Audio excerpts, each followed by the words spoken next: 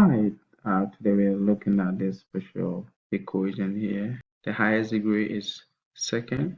It's going to be quadratic equation. And we have done a lot about quadratic, but this is a special one. We have a radical here, and we want to solve it.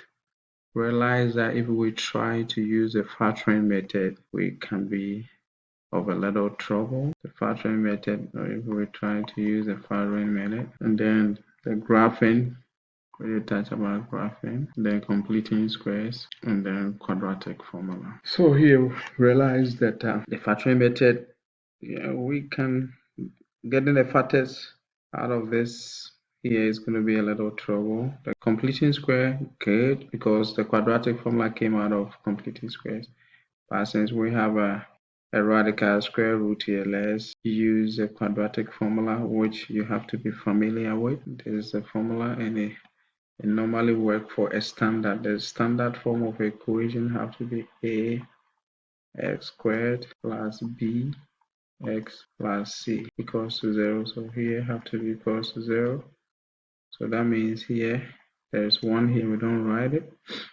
So our a is equals to 1, b is equals to the whole of this. It will be negative 4 square root of 5, and the c is 20. So we plug it into the formula. So our x is equals to negative, another negative 4 square root of 5. Bring our plus or minus. Our b is negative 4 square root of 5. And it's all squared, so we cover that. Minus 4 times 1 times 20, or divided by 2 times 1. So here negative times negative is positive, so we're going to get positive. We're going to get positive 4 root 5 plus or minus. We're going to square negative 4, which is negative 4 times negative 4, which is going to be 16. Square root of the radical, remove the radical symbol, so leaving the 5. So here times 5, and here negative 4 times 1, negative 4 times 20, which is going to be 80. So it's going to be minus 80 here, all divided by 2. So 2 times 1 is 2. We got 4 root of 5 plus or minus 16 times 5 also give us 80. So we got 80 minus 80, all divided by 2. Now our 4 root 5 here. We get plus or minus. Square root of 0 is 0, all divided by 2, and then we get 4 root 5, all divided by 2, and that gives us 2 root 5. So we get only one solution for this. Alright, we can also use the completing squares also solve this question. Remember, we have our ax plus b.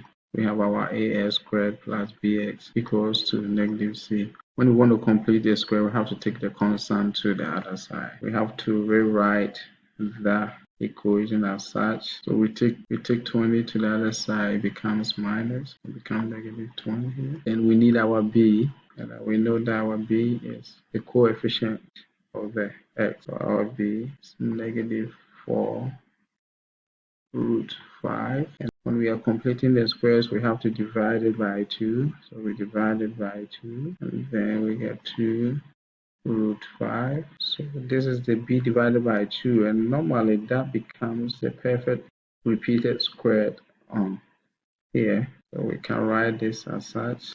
I have a video on it, how to complete the square, so I will attach it to this video. You can check it out. That becomes the repeated. Okay, and then you write your negative 20, and you have to square the b divided by 2. Realize that this is going to square this, affecting the whole of that, so it's going to be 4, and it's going to remove the radical, which will make it 20, and we have to add it to the constant here. Now, when we do that, we get x minus 2 root of 5 all squared equals to 0, and now we want to solve x here, and it's being squared, so we have to take a square root on both sides in order to get rid of this squared. I have to take a square root here,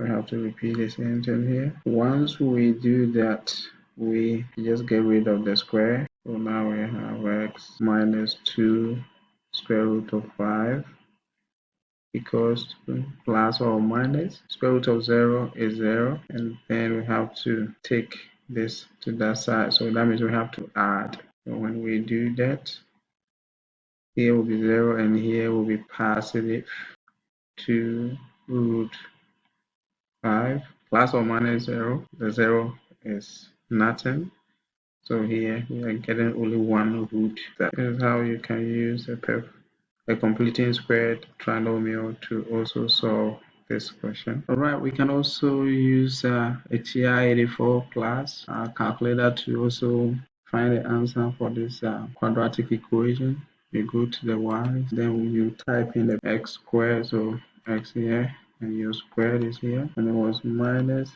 4 second, and then you get here, that get your root and 5, and then you have to push it away because the x is not part of the radical.